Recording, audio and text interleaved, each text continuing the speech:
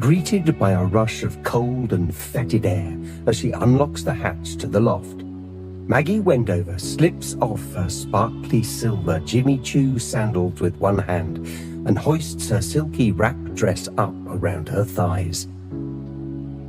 Climbing the ladder with a sense of careful purpose, she enters the loft bottom first, swinging her legs up behind her. It's chilly and a little creepy up here, and she feels for the light string and pulls it, illuminating the space with a welcome warm orange glow. Barefoot, she begins to navigate her way through the boxes that are piled high like giant bricks, their dusty cardboard lids half open like mouths waiting to be fed. Lofts are the graveyard of a home, she supposes, the place where items you once loved and treasured have been laid to rest. Maggie peers inside one of the boxes. It's filled with old toys from when the kids were little. Loose stickle bricks and a broken Etch-a-Sketch. Barbie dolls with shaven heads and biro-covered limbs. There's school books and scrapbooks too.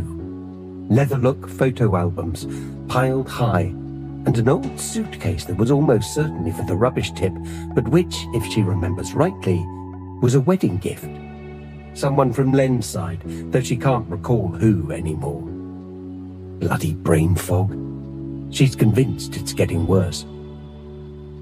Anyway, now she thinks of it, she was sure there had been two of them, a matching pair, because she distinctly remembers feeling terribly sophisticated as she and Len had wheeled them through the airport on the way to their honeymoon in the Costa del Sol all those years ago.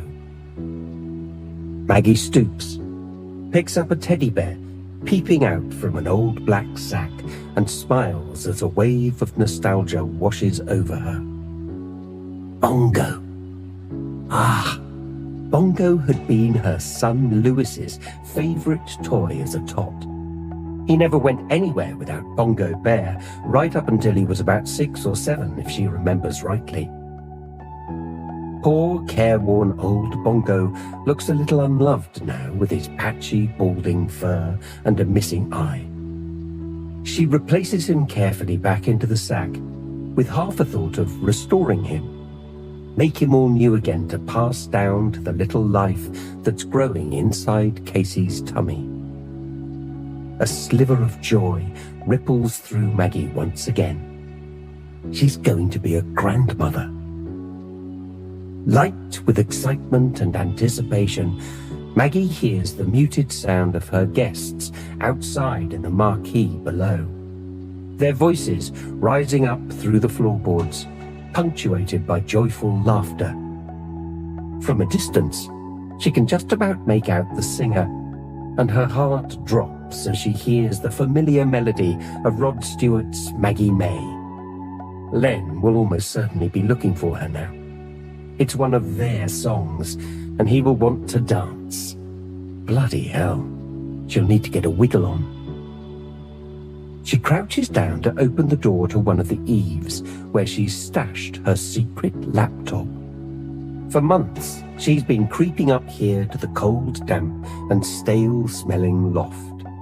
Usually while Len's working or fiddling around on one of his vintage car projects in the garage to prepare tonight's surprise.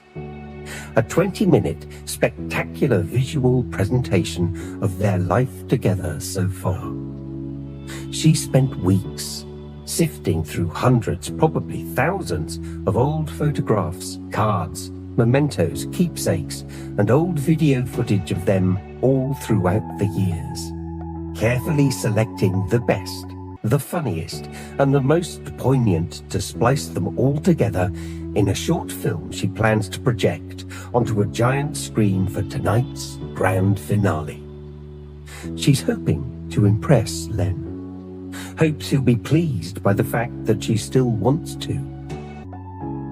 She places her hand inside the eave and feels around for the laptop, her fingers searching in the dark for where she last left it. Tutting, it's usually easy to locate. She reaches for her phone and turns on the torch app. Oh, thank goodness. She spots it, wedged against something up against the back wall, and... what's that? She feels a softness against her fingertips. Fabric of some sort. Grunting with exertion, she grabs it, dislodging the laptop so that it falls flat with a loud smack against the floorboards. Shit.